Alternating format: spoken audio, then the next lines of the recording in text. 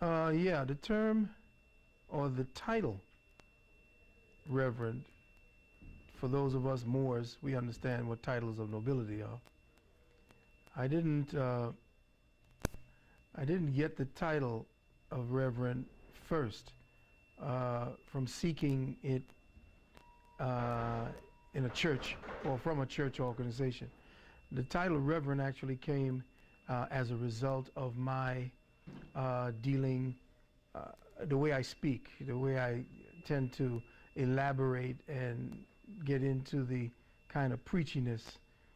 So a lot of times the audience that I would speak to earlier in my Heal Thyself days would say, "You go ahead, Reverend." So the title stuck. It was not a title of nobility. It was more like a title of endearment. And it stuck. So earlier in my youth, I had these designs to be a doctor. And I was actually going to be going to medical school. And I got sidetracked to do music. So as I was sidetracked to do music, I was actually doing medicine, reading books that had to do with natural healing, with metaphysics while I was on the road with my band. And as my music began to peter out, which is a whole other story, it could take up a whole other set of tapes, I began to become more serious about this natural healing because I was afflicted with asthma and slight cases of angina, and my asthma had gotten so bad that I had promised that, you know, all the ancestors, that if I could find a healer or I could find any way to heal myself, I would then teach other people how to do that. And this happened when I was in the street trying to catch my breath based upon my asthma. Well, I did find a place. It was called here, the University at the corner of Lenox Avenue, the Tree of Life, which at the time was run by Brother Kanya Vashon McGee. At the time he was called Kanya Kakumba. And what happened was I began to study and get into rational fasting by Arnold Earhart, and Dick Gregory's books on natural healing. And from that point on, I began to do my healing, and then I said, okay, I'm going to do this. I'm saying all of this to come around to the reason how I got Reverend was that I found out that you either had to be a doctor licensed by the state in order to touch people for the purpose of healing them, or you could become a minister in a church which also gave quote-unquote license to touch a person, to lay on of hands, to do healing.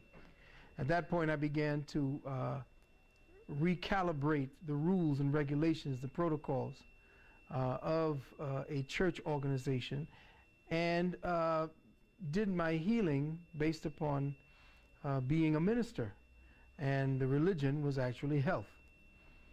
So from that point I began to deal with trying to find a way to become, I guess, a minister of health with a religious tip. So I became ordained in a church in California, and I actually incorporated at the time, a church called the Temple of the Healing Spirit, Self-Healing Education Center, Temple of Ma'at, which became the Institute for Self-Mastery.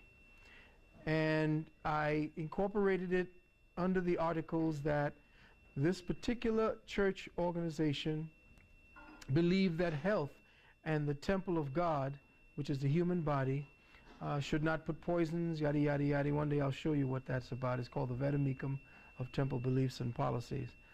And I became actually a reverend whose church and whose religion was centered around the resurrection of higher spiritual evolution through the learning and the teaching and the doctrines of health.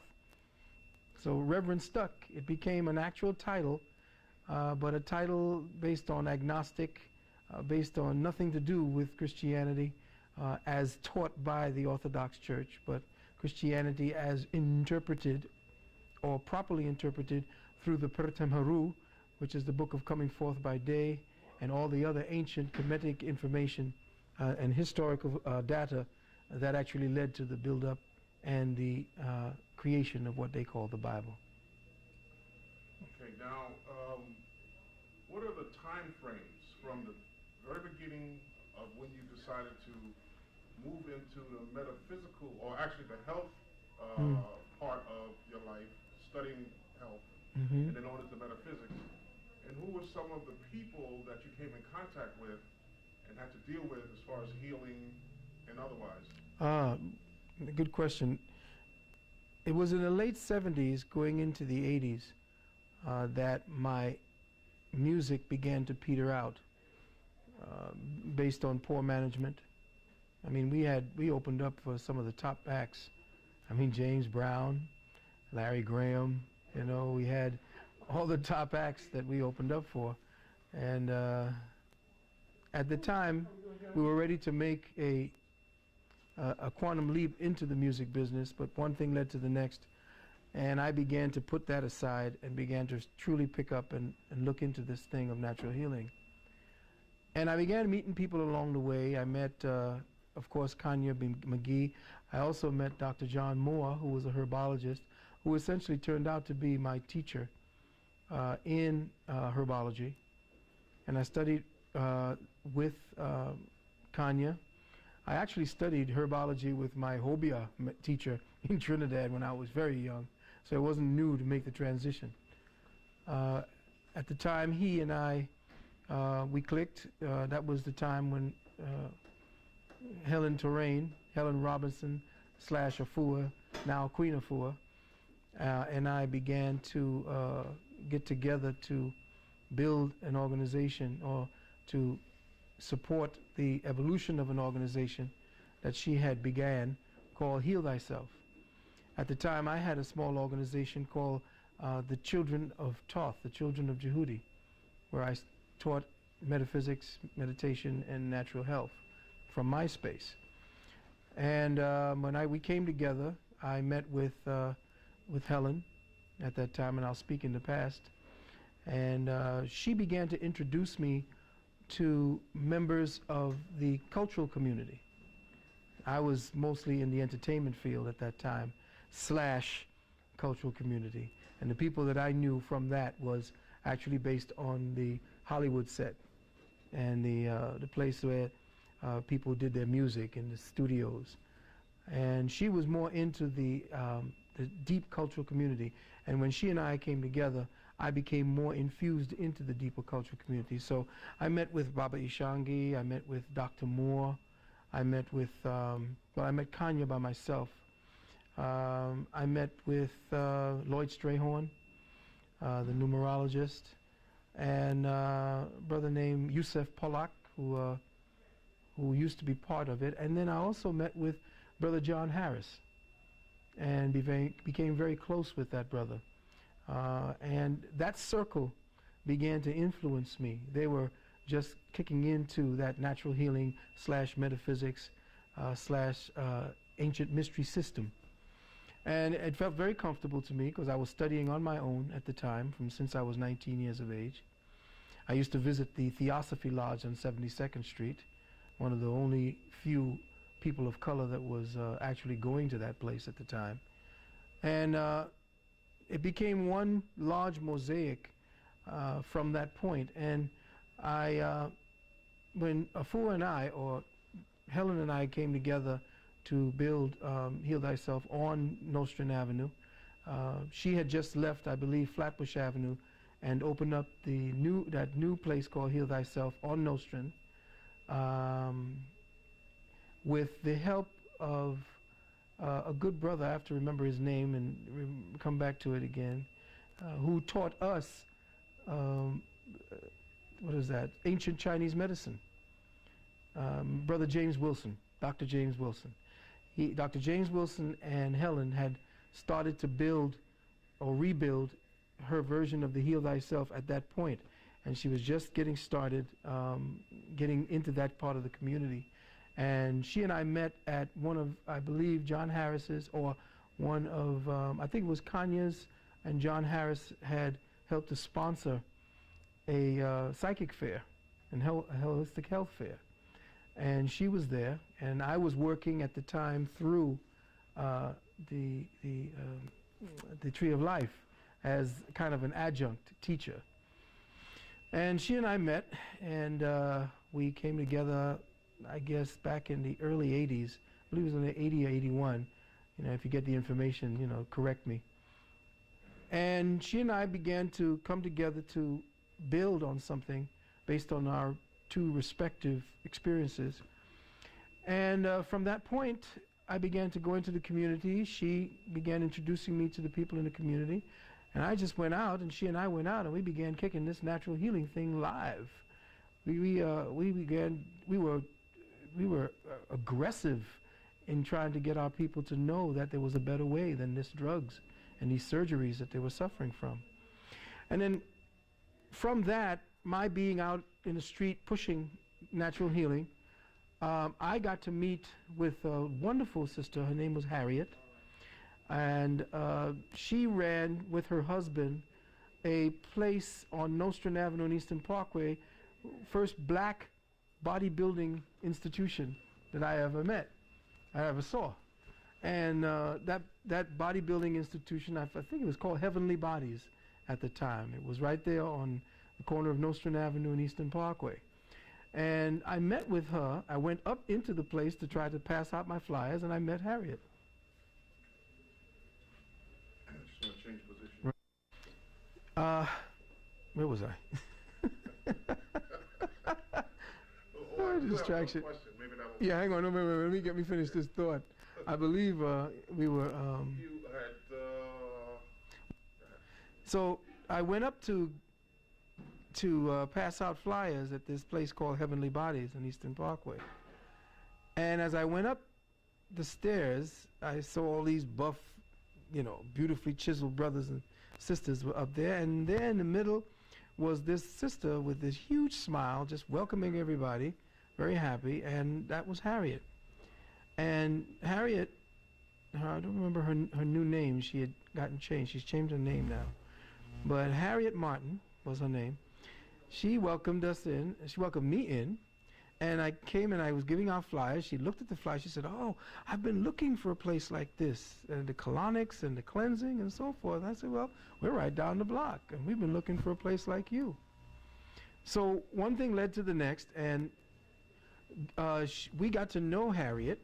Harriet now knew someone who would help us to become more known in the community, and through Harriet Martin, we got to meet Gary Bird.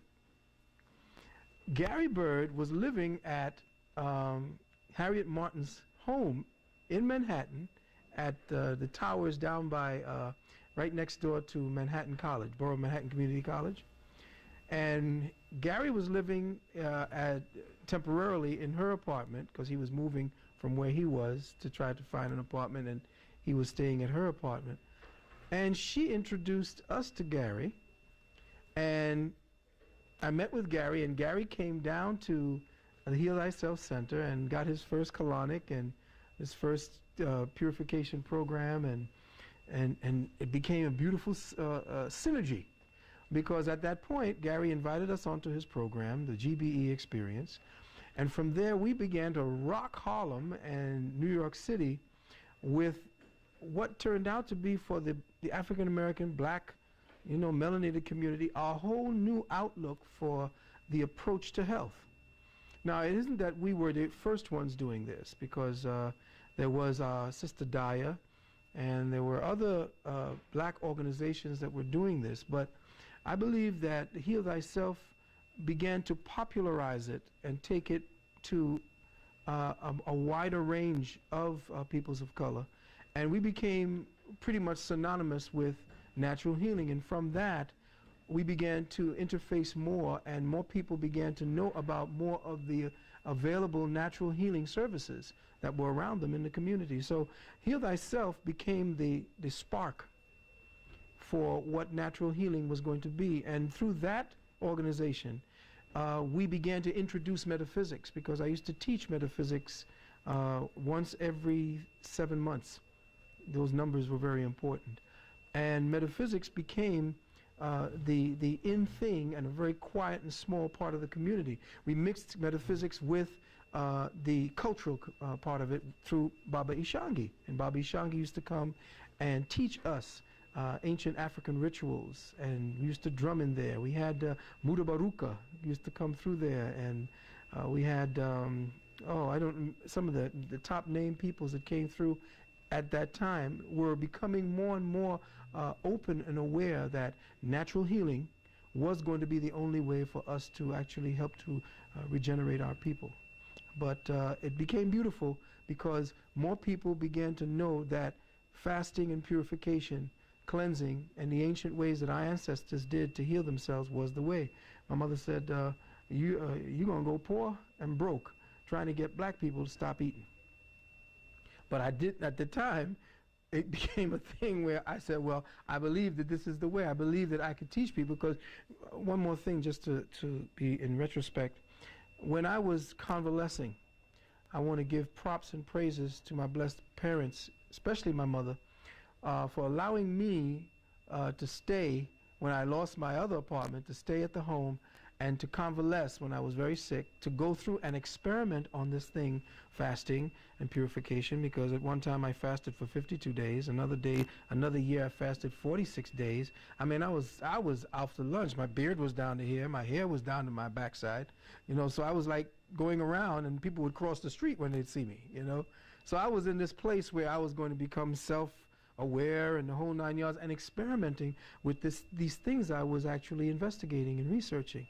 And one thing led to the next, where I would be sitting on my porch from 6 o'clock in the morning after doing my sunrise meditation, and I would have on my porch, I would have literally 50, 60 books that I would be reading and referring to. And people would be going to work. And there would be friends of ours on the block, and I would be saying, hi, how you doing? And they'd tell me, oh, you know, I got this backache and this back pain.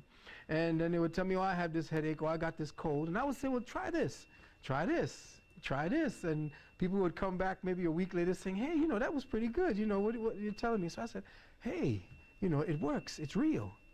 So I began to do it actually for real when I began to put out by word of mouth to brothers and sisters in the musical and the movie industry who were into into entertainment, that I was available to help them, to counsel them. So one thing led to the next when I met Afua, and you got the story behind that. Okay. Checking that mic. Yeah, I have it as close as I can. Okay, no, it's good. It's good? Yeah. Okay. Funny, I was born in the Bronx. Yes, they said, whoa, you born in the Bronx? Yeah, I was born in the Bronx at Lincoln Hospital. My mother had come from Trinidad to study nursing.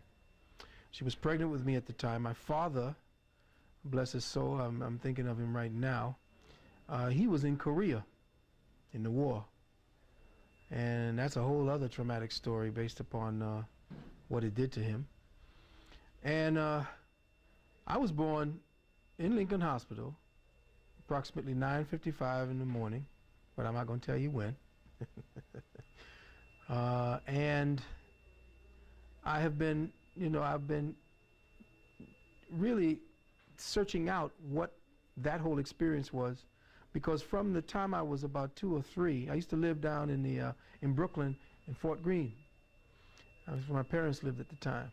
And because of the economic constraints, my parents sent me, or my mother sent me, to live with my father's mother and father. And in the West Indies, I was living in the bush, actually. Back in those days, it was pristine, it was beautiful. We lived next to a swamp. I actually saw gators. I mean, every child should live somewhere where it's wild and it's nothing but nature. At that point, I learned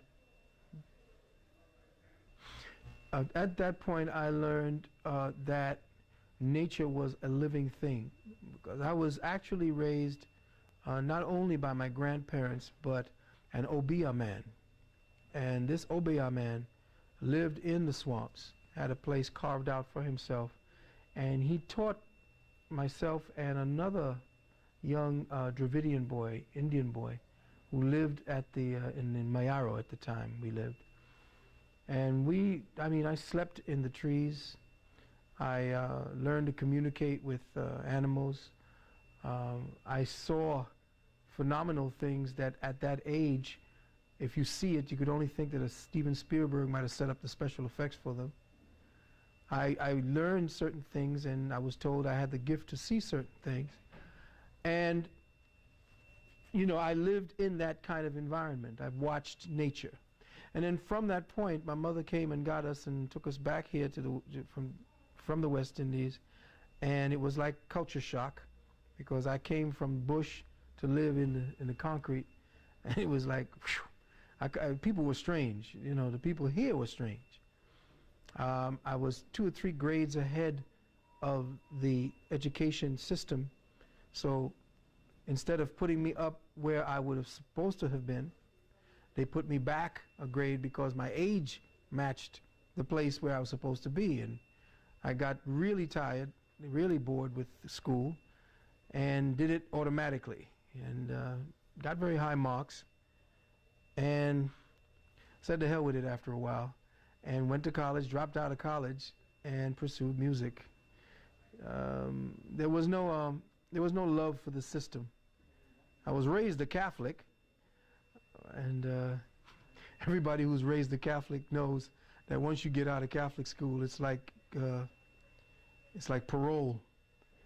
And I think that being raised a Catholic really gave me an appreciation of the knowledge of how our peoples were thoroughly brainwashed and totally fucked up over the years of indoctrination by the British, French, Portuguese.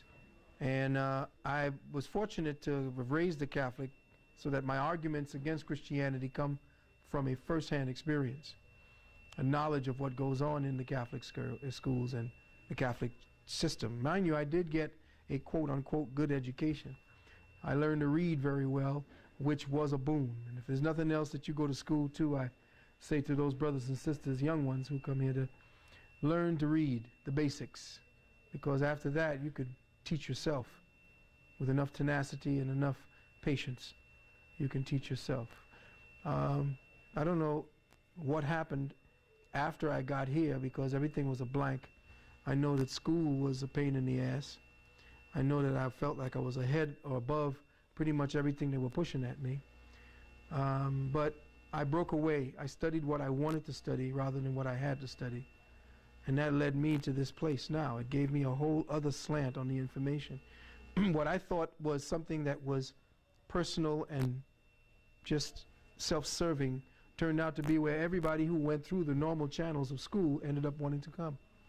So what I was forced to do, and I teach that to most of the brothers and sisters who are out there, if you have a calling to study or to be something outside of the norm and you're being persecuted for it, somehow you don't find a place or a niche for it, know that you are before your time, and that sometimes you are being given instructions from a school where there are only few students, and this school can only be reached when you go to sleep, when you're in deep meditation, when you get into a metaphysical frame of mind. You are guided from authorities that cannot be verified by the mundane or the average human being. And those people are the ones who are going to set the stage for humanity's whole shift into a new paradigm. So if you feel you're strange, know that you're out of time today, but you're in time and in step with tomorrow. My personal feelings is that there's no place, like they say, like New York. Every place I've traveled is trying to be New York. New York is the center. This is where everybody from around the world first comes when they reach North America. They have to channel through this one port. The fact that our ancestors were sold, murdered, killed, raped here, and became the economic foundation to this country here from this point. The fact that our slave labor built these opportunities that everybody who came in and said they started with nothing, they started with a hell of a lot more. They started with their own freedom. They started from a place where they got the dignity based upon what it is that we created of this land. I empathize also with those of my ancestry who were the Native Americans, and what it is that we suffered as well in this diaspora. But my personal feelings of New York is one of a kind of a guarded love. I have a kind of a reserved apathy. It could change at any time. I get excited when I leave it, coming back, and I can't wait to leave it when I'm getting out of here. It's a mixed emotion. It's like a family member that you're going to miss, but when you're around it too much, you got to get away from them. New York from the time of Malcolm has been the center, the focus, the synapse of all consciousness elevation that disseminates itself outward throughout this Western Hemisphere. New York, to me, has been a you can't mess around when you're in New York. The people in New York are so oversaturated with stimulus from every sector, from every possible activity of human endeavor is here in New York. So we have been exposed to everything. Nobody can come with anything new in New York.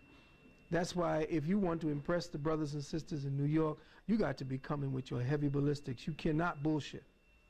That's why very few speakers in the specific field that we're in can actually make it here in New York and keep a faithful audience coming back and forth, because you got to hit them with things that they're not ready to hear, or they want to hear it but they've never heard it before. They've studied deep but they haven't heard the information quite put this way before. You can't mess around. You can't bullshit with people in New York, because this is where the masters actually have come to set up shop. And I'm very thankful to have been selected to have been one of the first people to actually introduce metaphysics on the scale that it has been received and introduced here today. I remember back in the days when Heal Thyself in the early 80s, in the early 70s, late 70s, early 80s, when my specific temple and that temple were trying to get people to think outside of the box, think outside of the constraints, the ceiling, the walls. And it became a lesson that on me, because what I understood, I didn't understand that they did not understand. And one day I had an elderly brother who came to one of my metaphysics class, and he says, "Brother, you got some heavy stuff you're talking here, very heavy." He says, "But you're talking to yourself." And I didn't understand what the brother said. You're talking to yourself because you understand what you're talking about. He said, a good teacher, and this is why I listen to my elders, he said, a good teacher knows how to make simple something that is very complicated. He knows how to factor it down, diagram the sentence in such a way that average people get it just like that. So that had become my quest. How do I diagram the higher principles of metaphysics so that the average man and woman can benefit from it? In other words, practical metaphysics, applicable metaphysics. And that is what I have actually based my focus and my attention on, trying to get the people to love metaphysics the way I love it, by spoon-feeding them first and then bringing them before the banquet as they begin to grow and become stronger in it. Again, back to New York, with Malcolm, with Brother Khalid Muhammad, with the Million Youth March, with all of the attempts that Brother Marcus Garvey, when what's his name, from the Honorable Haile Selassie, there was a great dynamism to Harlem, to this part of New York. There's a vortex right here that whites know exist, and that was created by us. We put the spiritual energy in this place, which has now died because they've done their best to help us, to tell us to go ahead, show us, we can go ahead and build this up, we'll give it to you, you got it.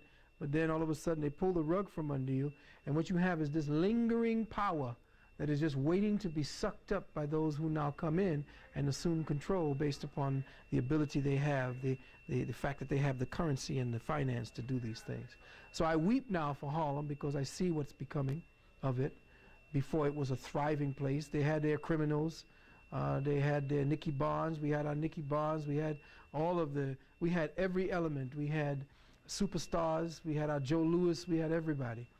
But I'm weeping now because we don't have any more heroes. We don't have any more. We have Clinton coming up here, and now he's the superhero. You know, when my brother Khalid was eliminated and assassinated, now we don't have anybody that walks the streets that have crowds around them like we used to have. Celebrity. And we know that because that celebrity, the brothers and sisters, whoever they were doing something to make us proud. Now they have castrated most of our black leaders who walk around here working and dealing with the boule and these other black organizations of elitist jigaboo Negroes. They have now sold us out. We don't have the same spirit.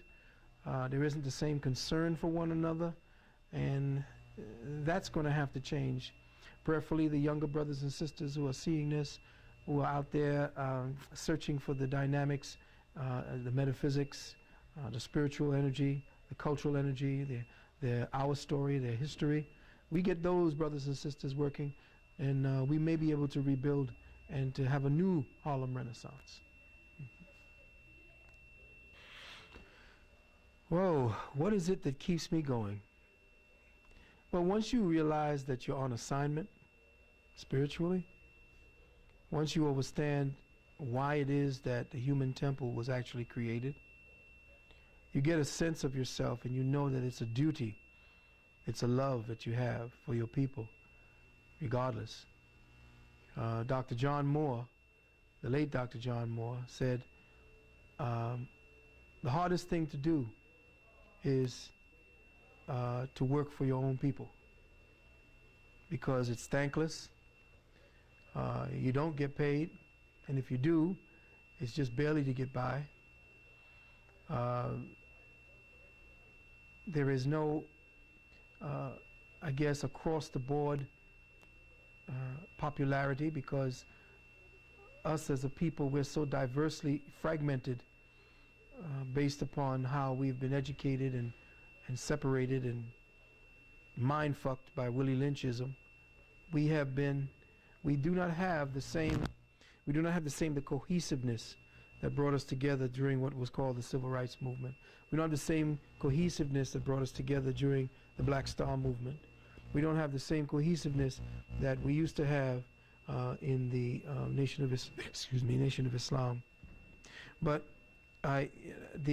what keeps me going is the fact that I find out something new every day about myself. And there's something different for me to involve myself with myself. Some people become very lonely. And the reason most people become lonely is because they have not yet found out who they are so that they could fall in love with that part of themselves. This is not, self-aggrandizement, narcissism, whatever you want to call it. It's a love of who, the ancestors bequeathed you.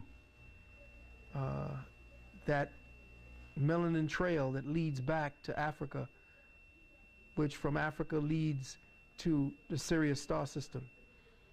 It's knowing that you have an ancient heritage, not only an earth heritage, but a star heritage. And that when you're here and you're teaching and you're benefiting yourself and evolving as well as helping others, that's a quest that people dream for. If I had my whole life to live over again, would I do it the same way? Yeah, I would do it the same way. Why? Because I've learned so much from so many diverse activities that I've participated in. There is no there is no downtime. People who are stuck in a 9 to 5 can't possibly evolve when they have that weight on them. I'm not saying everybody just, you know, jump ship and get rid of your 9 to 5, but people who have 9 to 5 jobs cannot see their development. In fact, they feel as if they've gotten stuck in a space and place that has them regressing, and they yearn to be free of it, though they know that they need it based on their life conditions and circumstances. I have been blessed to have worked hard enough, had many of those down times when I went without eating, so learning how not to eat became an advantage. I learned many different things that helped me to help others, so that now when people come to me, when medical science and the rest of it just fails, as it normally would, I can eke out a living by helping people help themselves. And the problem with me being in this business is that I can't get rich from it. And the blessing in this business is that I can't get rich from it. Because if I did, I wouldn't want to do it anymore, and I know my physical body would not want to do it because the incentive is there. And I find out that if I don't do this work, I don't eat. I don't have a place to live. So I have become forced by my circumstance, by my calling, by whatever karmic script that I am following, to do what I have to do and to make sure that I do the right thing. And when I do the right thing is done by me. You asked, how did the gathering of the masters start? Another burst of desperation. Well, this is the part that became painful in speaking about it. A while back, when Heal Thyself and that partnership began to slowly dissolve, Queen Afua, not at the time, Afua and I had begun to part and go our separate ways. And during that time, I was working to try to deal with whatever fragment of that relationship, as well as whatever reputation and whatever, I guess, business structure that had come out of that partnership. I was dealing with that end. And I had become more and more involved in the community based upon the way I had seen I should do it. Since we had a parting of the ways, we became more and more estranged, and thus became more and more fragmented, and thus began to blossom into two separate entities.